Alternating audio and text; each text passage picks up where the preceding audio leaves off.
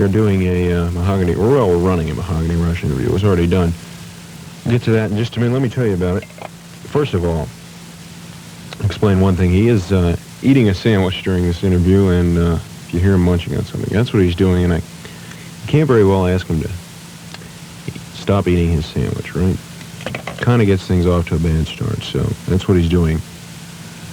So he is articulate. Well, he speaks okay, anyway. I don't know how articulate he is. Anyway, another thing that, speaking of asking him things, first thing when I went in there, I wanted to find out about this Hendrix thing. I wanted to get his side of the story. So I went in there and I said, this is before the interview was on, I said, "You're not tired of talking about Hendrix, are you?" He said, "Yup." I said, "You don't want to talk about it?" "Nope." And I said, "Oh, well, I'll ask you about it, and if you don't want to answer, that's fine." He sort of nodded his head. One thing I did want to ask him about, and I didn't ask him right away, about the Hendrix thing, since it would seem to get off to a bad start, I asked him about an interview I read. The reason I'm explaining this is because I don't, go through in the interview what the interview is about that I read. I just asked him about it. The interview, what we're talking about right off in the beginning of the interview, is a guitar player thing he did, Guitar Player magazine. And I don't know whether the guy misquoted him, or I don't exactly remember if this was a quote or not, but the story was that Frank Marino learned how to play guitar by taking about 25 hits of acid, and when he woke up in the hospital, he could play the guitar. So this, I think, merits asking about. So that's what I asked him about right off. So that's what we're talking about in the beginning of the interview. So that's what we're talking about. This is before we get into the interview. Excuse me. Let me play another tune. This is a little more blatantly Hendrix. With me here, talking hopefully, is Frank Marino of Mahogany Rush. And one of the things that really got my interest, and I haven't been a fan since way back, I must admit, just because I haven't heard much, but it was when I read a Guitar Player interview. You remember that? Mm-hmm. And the thing that the thing that caught my interest was when you were talking about how you first played, the thing with the hospital. Mm-hmm. If you could tell that story once again. I can't do that. You can't? No, but I can tell you why. All right. You see, if anyone wants to know those stories, they can go look up those Guitar Player magazines or any of the 1,000 papers that it appeared in. The point was this: it was very misconstrued. Half the people didn't believe it, and the other half the people labeled me with it.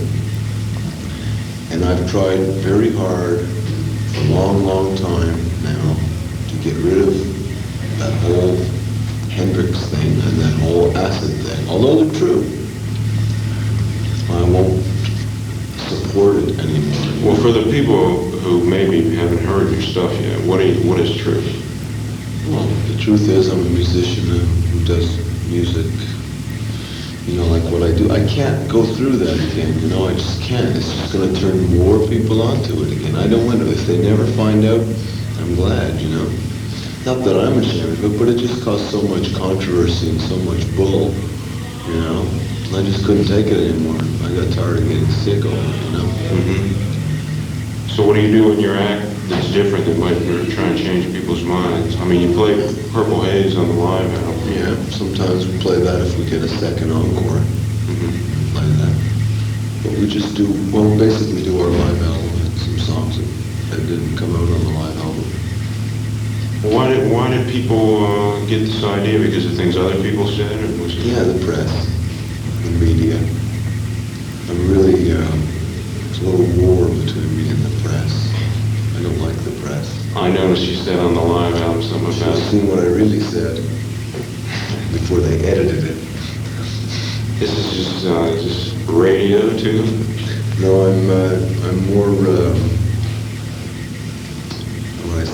more open to radio because, on radio, you get a guy, and you have things that happen on the radio, but you don't get some guy who will get on the radio and start giving you all this opinions, cutting cutting the heck out of you. I'm really not, angry at radio as much as at the press. I don't like the press. I don't like writers. They're jerks. They falsify what you're doing. Yeah, they're all jerks. They don't come to report what they've seen or what they've heard. They come to get it. They come to get a chance to, invent things or something. It's like they're frustrated, and every time they go to interview somebody or go to review somebody, it's not that they're going to report what happened. They're going there to come back and have a chance to give their own ideas. They want to get them out so much, and they just look for every opportunity to do it. Half the time their ideas are very degrading, and I don't like them as a rule. Seeing there's nothing true in what they said, if I remember, they said you were trying to sound like Hendrix or whatever, or something like that. Never was trying. They said all kinds of things, believe me. I mean, you sing like them. I don't know if it's purposely, but... They said so many different things that it just doesn't bother me anymore. I don't give a shit what they say. Well, getting back to the beginning, I guess. I mean, was Hendrix were you a big Hendrix freak? No, not exceptionally. How come you dedicated the album to him? Because, see, by that time, we'd already done it, the album, and we'd already played a lot, and I was into him, and people had convinced me so much at that point that the influence was there. At first I didn't think the influence was there, Well, you liked him, didn't you? Yeah, but I mean, that it sounded like that, What did you think of him as a guitar player? Good, it's all right. Not the best technician in the world. What was his strong points, you think? His writing, his mind, not his guitar playing. Self-expression, not so much. Yeah, honesty. Very honest. Very down-to-earth fellow. Most people would say, no, he wasn't. He was way up there. Did you meet him? No. You would have liked him, wouldn't you? Oh, yeah. Were you, when did you start the band? Was this after Hendrix? Was this all after Hendrix was given? No. The band started in, I guess so, 71. June 30th, 71 was our first gig. But, it's getting it. June 30th, 71 was our first gig, but we had been together for a year before that, fooling around. What kind of stuff did you do back then? Just jamming. Used to jam this and that and that and this. Same guys, right? Yeah, as a matter of fact, we used to jam King Baby, which we did on the live album. You used the same guys all along. Is that you were all friends before the band? No, we sort of met as the band formed, and we were all just friends, kids, young. How old were you when you first started playing guitar? I was about 14, I imagine. How old are you now? 23. And you took lessons? Did you take lessons? No. Just picked it up and you copied records? Didn't have any records. That's what most people don't understand. So most people don't believe the story about me playing guitar and, all this stuff. I mean, I didn't have any records. I didn't have a record player, and I don't even have one today. And I never did. Where'd you live? I lived with my mother. No, back then. I lived with my mother. And what made you want to play guitar then? I needed a release, my head was all really screwy from drugs, and I guess I just had to express myself. So when did you think you started playing good? Never knew, I was so high, I never knew. Just sort of, the years passed, and I started to come down. I never fully came down, I'd always be high. It's been 10 years I've been high on acid. Do you think people can learn on their own? Most people. Anybody can do it. What do you do? Just form with your fingers? I think you just know you can do it, not believe it, but know it. It's a matter of practicing and learning. Yeah, let's put it this way. You know you can reach up and touch your head. You don't believe you can do it. You know it, so you don't even try. You know what I mean? It's like it's natural. So when you played the guitar, you obviously had no lack of confidence. I just knew I could. Like it was second nature, you know. You think you would have been that way if you didn't, trip so much? Or? No. To tell you the truth, no. I don't think I would have been so. See, because I was so unaware of my limitations. I was so aware of everything on the drugs. Drugs didn't teach you how to play guitar. Mm-hmm. It's one of the things that they get wrong every time. So that's and the guitar player. No. Drugs never taught me nothing. How can a drug teach you something? He doesn't have a mind. You know what I mean? What is acid done for you then, would you say? Well, acid did nothing for me, but the taking of acid and being high on it, my mind did a lot of things for itself, you know? Mm-hmm. By being placed in a state of mind that I had to do something about, or go crazy one way or the other. I certainly didn't want to go crazy. You think, do you still trip? I don't know if you mind saying this on the radio. No, I don't do anything anymore. Why not? Too high. Really? When was the point where you realized that? It took me 3-4 years to just be able to, well, it took me 1 year to be able to walk again. Walk around and eat and feed myself. Too much at once? Yeah. And then as the years went by, I started to, I was afraid for many years. I was always try to come down. But then gradually learned to accept it now. Did you do this all by yourself? Or Yeah, all by myself. Had to. No. Tried doctors, they don't know. Not about that, they don't. But religion helped me a lot, Religion? Oh, yeah. You're into it now? Yeah, deep Christian, yeah. Do you think people need something in general? I mean, drugs or religion or something to keep themselves going? Yeah. You think so? Yeah. I mean, you went from drugs to religion, is that safe to say? I think people need truth. That's what I think. You don't think they can find it by themselves? Sure. But I think they need it. Whether they find it or someone shows it to them, I think they need it. Have you found it? Oh, yeah, lots of truths. Lots of truths. Well, I had a lot of falsehoods I had to get rid of, But I think that's what people need more than anything, truths. We're just living in such a lie, Everything's a lie, from the physical world right to the spiritual, Like there's just a lot of lies there. Not really not lies or made lies by people, but things aren't, what I'm saying is things aren't what they seem all the time, So religion is help? Religion is a truth, So it still helps you find truth, that's why you're still into it? Well, no, I'm not still into it because it helps me. Mm-hmm. I'm into it because it's truth, It's like, I breathe, from day to day. Mm-hmm. Because it's true, I do it. You know you do it. Yeah, it's like, I do it when I'm sleeping and everything, I breathe because it's something that's happening. Religion is the truth, it's there. It's not something I choose or not choose, it's there, it's me. It's part of me. What about music? Do you think music can help? What has music done for you? It's given me the chance to express some of these views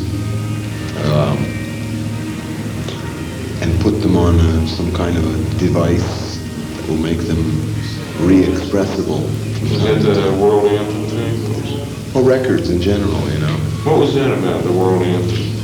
It was part of my ideas about what it should be. I mean, when you write liner notes, like in the world anthem explaining, do you think people take it seriously? I don't care if they do or not. I don't, I write those notes because they're truths, and I feel like writing them. And if I knew that everybody in the world would throw a stone at me for saying something, but I wanted to say it, I'd say it. I don't care. I'm not afraid to die. Do you think you could say as much without vocals? You're the vocalist too. Well, I can express as much without vocals. It depends on who can hear it, What can you express through your guitar, do you think? When you write a song and you play the guitar, do you just play what comes, or do you sit down and think about it? No, I just play what comes and then it sort of tells me what it was, you know. It means something and I don't really know it consciously right away. And I go, oh yeah, that's what it means. It's like, see, like I said, I could express, but depends who hears it or how people hear. If I put this piece of bread right here, and I put it on the table here, and I give you a pencil and paper, and I take a pencil and paper, and we both draw it, we'll be drawing the same thing, but our pictures will be totally different because where you're sitting and where I'm sitting are two different angles. But yet we're drawing the same thing. Although if I showed the two pieces of paper to someone and said, do these two things look like the same thing? They'd say no, but actually they would be. You see, seen from different angles. So when you do something, are you doing it strictly from your angle, or are you trying to... When I do something, I try to do it as honestly as I can. The only way I know how. I just do what I have to do. Now, lots of people will see these things in different ways or hear these things in different ways. They're all hearing the same thing. And eventually, everyone will get together and know that they've seen the same thing. Some way or another, it'll click in the back of their mind when they know what they saw, or when they know what they heard. And that's it. You can't teach anybody anything if they're not ready to learn it. And if they're ready to learn it, they don't need you to teach it to them. When you put down a song and somebody accuses it of sounding like Hendrix or whatever they accuse it of, I mean, you try and change it because... Never. Well, your albums, the tunes have sounded less and less derivative as they've gone on. As a matter of fact, I used to say to people, the question they used to ask me are, do you think you'll ever move away from the Hendrix style? As if you should or something, you know? I mean, it's okay, you can copy the Stones, you can copy anybody in the world, you can be influenced by, but you have to move away from the Hendrix style. He's dead. Well, so a lot of other people are dead. Robert Johnson is dead, and all sorts of guys are dead that people are influenced by. Nobody says anything about it. No, that's not it. It's because they never understood him. They didn't understand him, so they want to make him sacred. Right. You see? And they don't understand what they can't understand. They make sacred. Don't touch it, sacred. You know? Can you vocalize what they don't understand, you think? Yeah, they don't understand that he was not sacred. He was just a normal guy. He had feelings like a normal guy. He was not great. He was no genius, like people think he was. Now, people would say, how could Frank Marino, of all people, say that Hendrix wasn't as great as we think he is? Well, screw that, man. That's why he died. I hope they know that they're responsible for him dying, because it's thinking like that that killed him. They wouldn't let him be him. They wouldn't let him be a normal person. Do you think he committed It was suicide? Hendrix. No, he died. He just died. He had to die. You know, I believe when you have to do something, circumstances happen to make it happen. Do you understand what I'm saying? You always get what you really need, or what you really need inside. And if you really need to die, somewhere out of the blue, fate will send the killer to kill you. You know what I'm saying? Or an accident. And Hendrix died because he needed to die, because the public needed an acid god, and there he was. They made him into an acid god, exploited him, drugged him up, just wouldn't let him be a normal human being. You know, a lot of musicians out there listening, and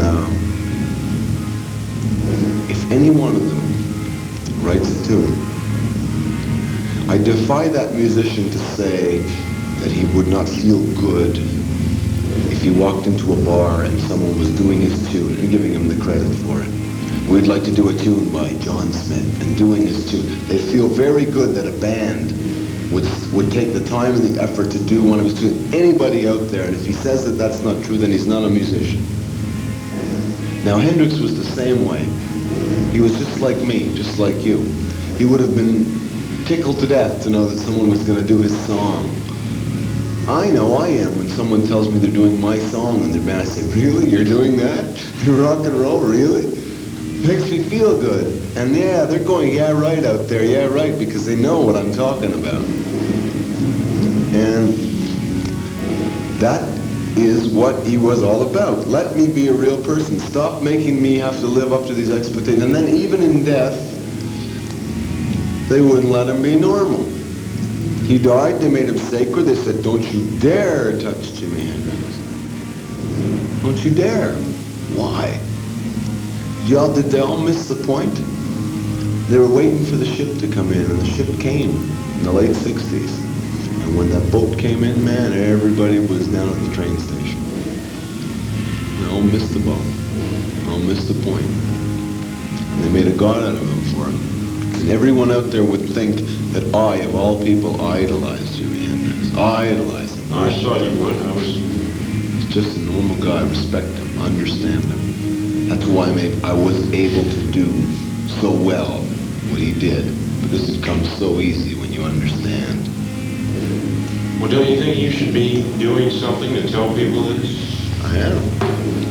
Besides playing, I mean, just interview, do you do like every interview? Yeah, when anybody ever talks to me, I try to tell them in little ways. But you see, I'm a man of many moods. I could be totally different in 5 minutes. Some people I'll talk seriously with, and some people, not that I intend to not talk seriously, but I just won't. You heard me on the phone yesterday. Yeah. I'm a man of many, many moods. I'm very moody. And I always do exactly what I feel like. So are you talking seriously now? Yeah, I'm talking very seriously. I thought so. If you aren't, you're a good actor. So you're where you are because you really wanted it and you thought you needed it. You did need it, and that's why things fell into place for you, for the band. Mm-hmm. So what is your advice then to people who just want something bad? No, wanting and believing in something is not enough. It's not enough. I've said this many times. If you were, could you pass me a Coke, a bottle of Coke in there? Sure. Hold on, audience. I'm just getting my favorite drink, Coca-Cola. Go ahead, yeah. Oh yeah, anything you want. Want some food? I ate already. If you are dying of a poison, and you got 30 seconds left to live, and I've got the antidote in my hand, you know it's the antidote. Mm-hmm. And I say, look, you got 30 seconds to live. Do you believe if I give you this, it's going to save your life? You're going to say, yes, sir. Give it to me. And I don't give it to you, and I wait. And you got 10 seconds left to live, and I say, do you still believe that this is really going to save your life? And you know you got 10 seconds left to live, and you're going to go, yeah, man. 2 seconds left, I'll ask you the same question, and you'll go, yeah, man, I believe it, and then you'll die. Why? Because believing it wasn't enough. Wasn't enough to save you, man. Believing. You had to take, you had to reach out and take and do. Believing's not enough. Believing in religion is not enough. You have to do, you have to act, you have to move. People are too afraid to move. They sit in the same place. They're afraid to take chances because they're insecure. They're afraid to get told that they're wrong. They're afraid to make mistakes. You learn by mistakes. I welcome every mistake I ever make. I go, oh, at least I know I'll never make it again. What mistakes have you made? Much mistakes in the band? What would you say is? What do you do different now when you started out with the band? Well, my main,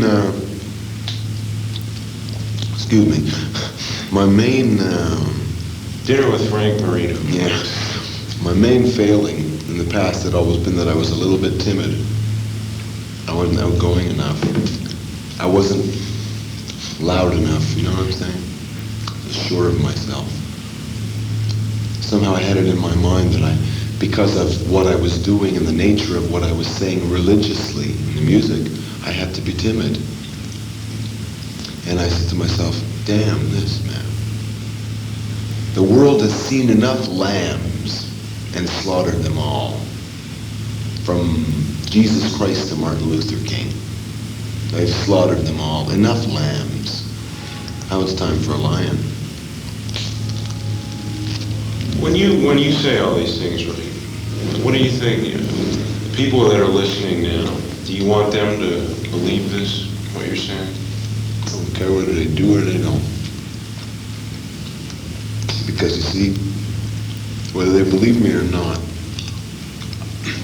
I'm not doing this totally to be a star or to have money to buy a car.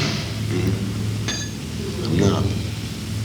And you see, I'm coming in the back door, slowly.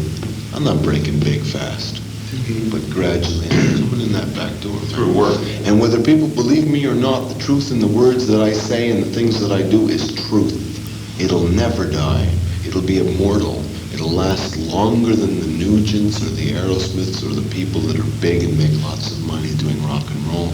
Even if I do rock and roll. You don't think they'll last? Of course not. Last? What do you mean last? 2, 4 3, maybe 4 years? Sure, they'll last that. Do you think you'll last? I won't last. But what I said will last forever and ever. Because I'm just saying what's been said 100 times before. In a different way. So you don't think they're saying anything? Not of the nature that I'm talking about. No, not about life and death. Not about love, God, hate, devil, black and white. Why won't you last? Because there's about 1 million different avenues I can go down. And as I go down them, I'll do whatever is new for that avenue. Spiritually, mentally. I may be gone, I may be anywhere. Maybe out in the ozone. But what I do and what I say, I never lie, you see. So where I leave my footprint, it makes a print and it stays there. People may not notice it, but in time they will. And that's why I don't care if people believe me or not, because what I'm saying is striking home inside them. And I'm talking about the truth, man. That's all. When I talk about the world anthem, I'm talking about the truth. When I talk about the man at the back door, I'm talking about the truth. The Emperor for a Strange Universe. When I talk like I'm talking now, and I'm a lot more subtle on record than I am when I talk to you, I'm talking about the damn truth.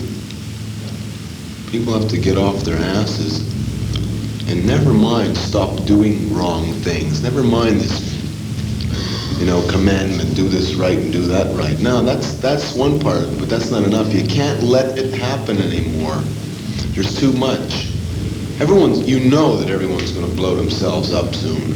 I hope you know that, because it's true. The bomb, you mean? Yeah, this is coming to a head, man. This whole thing is like, now I'm not saying you can change that. I'm not telling anyone out there, go out and change world affairs. You mean the generation growing up now will do it? I'm saying people are going to blow themselves up. This world is going to blow itself up. May not be the end, total end. But what I'm saying is there are going to be some heavy times ahead because of people's misconceptions, because of people's fears, because people never took the time to sit down and study about what I'm saying. Just study within themselves. Never mind go buy books. Don't go buy books. But just get into yourself, and all the answers are there. Get into nature, all the answers are there. Nature has provided, God has provided all the answers to all the questions. You just have to look for them.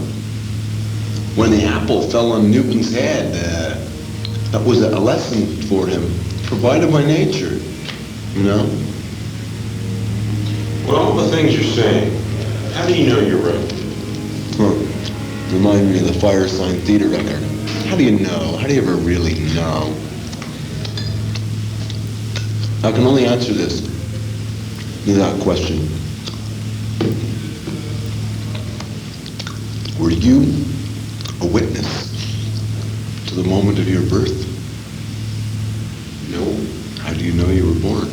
I'm here. Yeah, that's right. How do I know I'm right? I'm here. You could be here and wrong. But what I'm saying is me. I'm not talking about things that I'm inventing. I'm talking about me.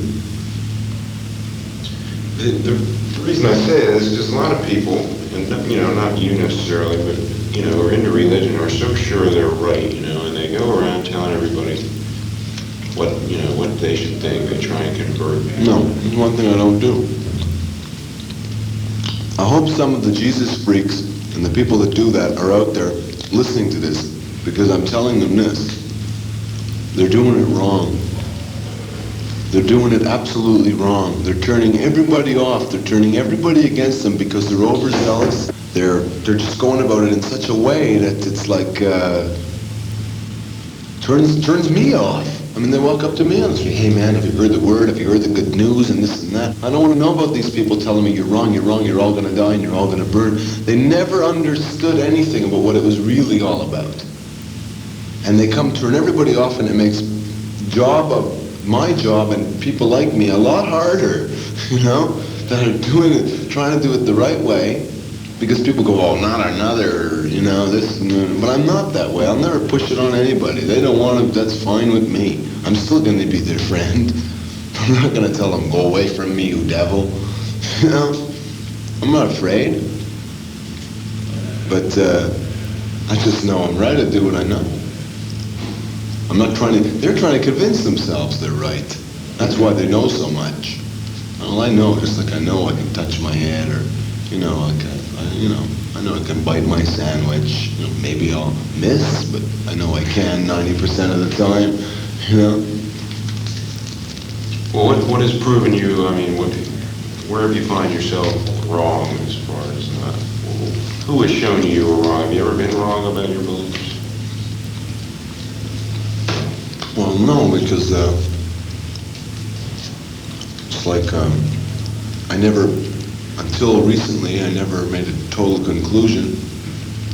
It's like if you had a jigsaw puzzle and you showed me one piece, I would say to you, that's a piece of a jigsaw puzzle. I wouldn't say to you, that's a piece of a jigsaw puzzle with a picture of a cat on it, until I saw enough to know that it was.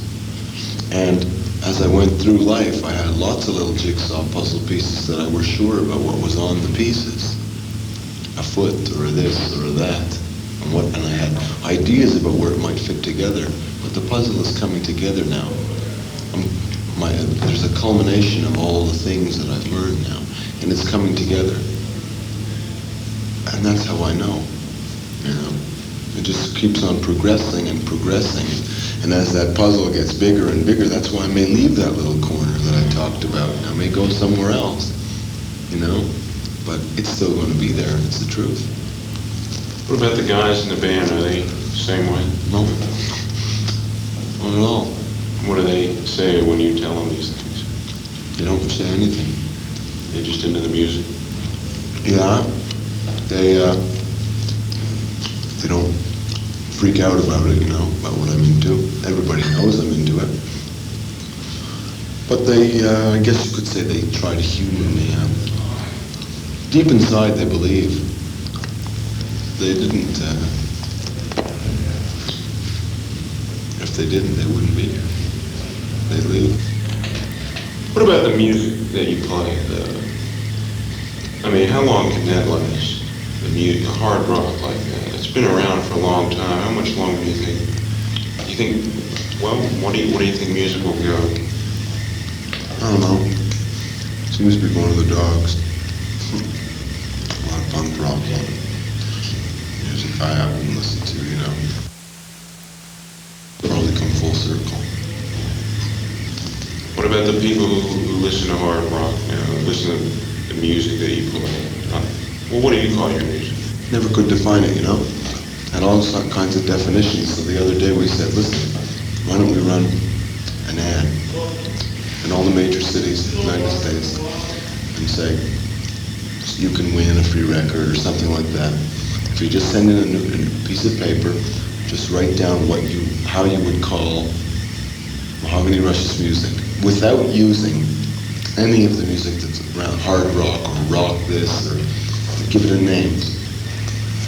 It could be an interesting thing to see what the people would write in and say. Well, what do you call a song like Johnny Be Good? Johnny Be Good, well, it's a rock and roll song.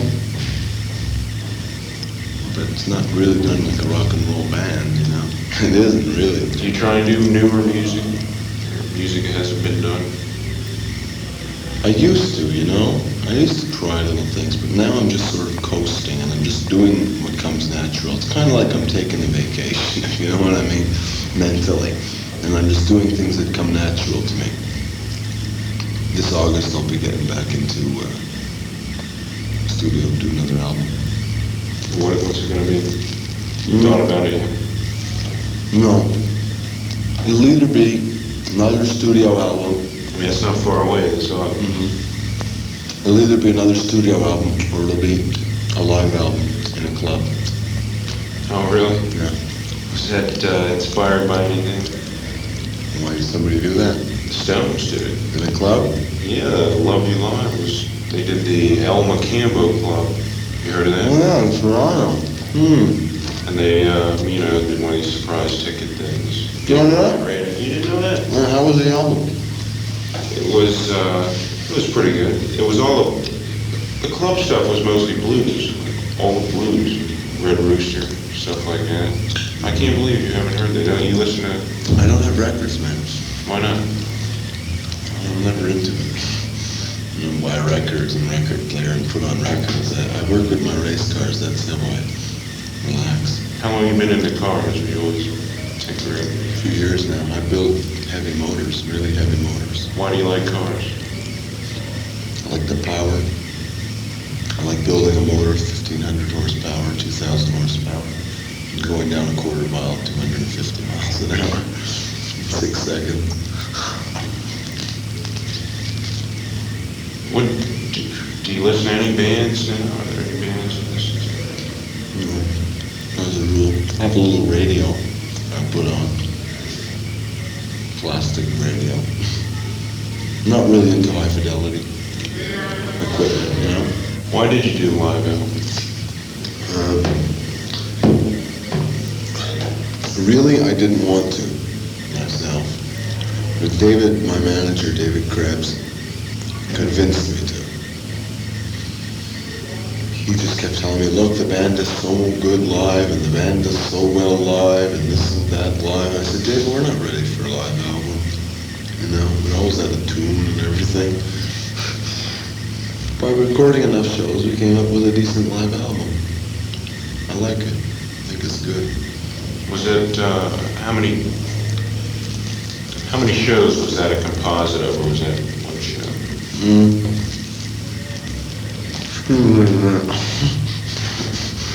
One more bite, and then we'll answer that. Well, we did 12 shows, but we ended up using mostly 1 or 2 shows, maybe 3, for the whole thing. You know, the live album has gotten probably the biggest response, hasn't it? Oh, yeah. Why is that? David was right. Why live albums have put over a lot of bands? I hate to mention his name, but Brandon, for example. Why do you hate to mention his name? I can't stand him. Really? You like him? No, but he's all right. Well, I tell you, he was a lot more tolerable until he put out that the next album after that, I'm in You, cover with him with the Silks and the Hey, I am so cute. He's okay. Just another guy doing his thing, man. He suffered for a long time. He deserves it. Even Ted deserves it. It just seems like when he does something like that, when he puts himself, it's like he takes the audience for suckers, you know, that don't buy it. No, he's not doing that, man. No. Really? He really likes what he does. He does. Why does he put himself on a cover like that? Why did Hendrix make an acid god out of himself? I mean, you get to a point where... Well, this is a little more concrete. This is a picture. Why would he? I'm sure he has... Well, I'm saying it's a picture, too. You see all these pictures of Jimi Hendrix and smoke and with weird eyes and eyes on his shirts and all this stuff, you know. It's image. It's image and like, D. Anthony, he knew what the public wanted, and believe me, they wanted that I'm in You. It turned off some of his older fans that were into his music, but that's only because they never really understood the business, that there's just certain things you have to do that you don't want to do, you know? You have to. But for instance, I don't like traveling in limousines because of my affinity for sports cars. I like sports. I hate traveling in limousines. I have to travel in limousines. You know what I'm saying? Can you get other cars? Yeah, well, we did that, rented cars and this and that, but there was just so much problem. It was so much easier to have a promoter or whatever rent a limo, pick us up and take us back. You know, I don't like it, and I don't like that thing, but it's in the background. You know what I mean? I don't know, the music is, I really like the live album. It has different sounds and studio stuff. That's what I was wondering, maybe it was the sound of the live stuff that did it. Or do you think that maybe they were listening and they thought, wow, here's a whole crowd that likes this band, maybe I ought to get into it? No, because I think what it was that live album was really indicative of what we were like to see live. Really. I mean, tonight you'll hear the tunes and you'll see them. They're exactly like the live album. Well, you just said were live, aren't you? You do the same thing as the live album? Yeah, we had some things, so, you know, a couple of things extra. Don't you, well, you've already told me you don't care what they think, but aren't you worried whether people might, just say, well, hey, I gotta stay home and listen to the album? But we don't do only the live album. There's the live album and some extra things. What do they want? What do they want? When I didn't do my songs from my records, like when I had my other albums out, I used to do the kind of stuff that's on the live album. I never did the songs from my records, from my studio album, maybe one or two. And they'd go, well, we feel we should have come and heard the songs from your record, your recent record. So now I put out an album and I go out and I do all the songs from my record and they say, well, we could have stayed home and listened to the live album. Well, stay home. What the fuck do they want? You know? It's ridiculous. What do you think about what they want at all? I mean, you said you don't care what they think. You must think something about it. Sure I care. I mean, I don't care if someone wants to put me down. You know, if they're going to cop an attitude, then I don't care. It's not like in retaliation for your attitude, I don't care. You know? But, I do care. Of course I care. I have to care. They're the people that are going to make me or break me, not anyone else. I have to care about them to an extent. I'm not going to care about them to the point where they dictate what I do because they don't know what I'm doing or where I'm going. You listen to your management if they tell you that you're going to go for bigger. Well, you obviously listen by putting a live out. But it wasn't just for that reason. Have they told you things you didn't want to do? Oh, yeah. I never did it. Like, what's an example? Certain songs. They told you what songs to do? Sometimes they say, why don't you try this one? Sometimes even say, why don't you wear this instead of that, you know? Like all sorts of things. Move a little bit here or try to do this. I don't want to know. I don't do what anybody tells me. I never had a job in my life and I only have 26 days in high school. You only had 26 days? Yeah. Did you drop out? Yeah, well, I was taking off an awful lot, that's for sure. So, what's the future like?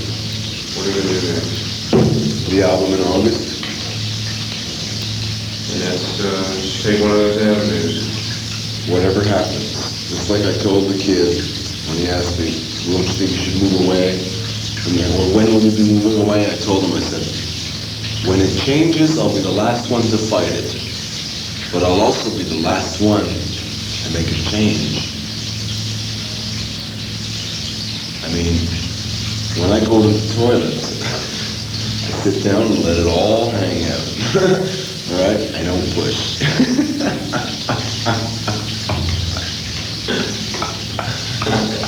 Well, I'm sitting here deciding whether I'm going to let this go on the air. If you're hearing this, listeners, then I thought it was worth the risk. I mean, I'm sure there are a lot of listeners out there who know that the more you push, the more you can get hemorrhoids. Now, to say something I can put on. Give us a closing statement, please. A closing statement that I can put on the air. I'll probably run this anyway and risk my license on that.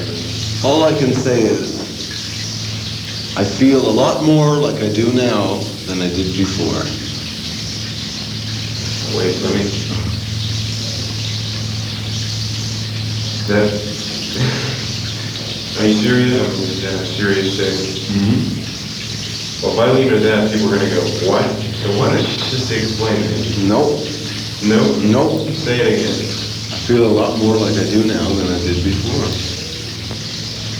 You heard it, folks. Thank you, Frank. Thank you. Thanks a lot. Bye.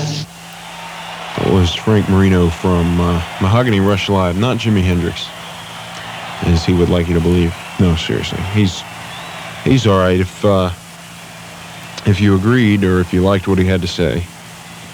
Great, but if you didn't, let me just say he is a real nice guy, even if he does say all those things and believes them.